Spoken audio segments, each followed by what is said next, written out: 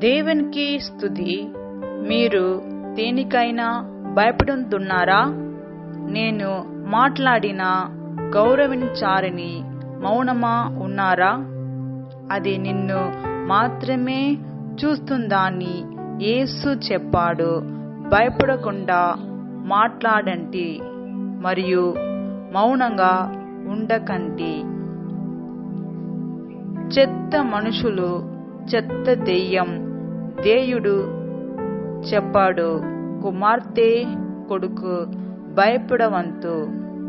Hallelujah. Shall we pray friends?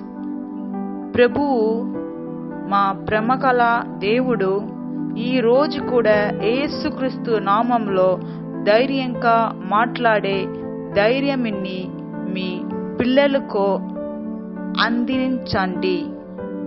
యేసుక్రీస్తు నామంలో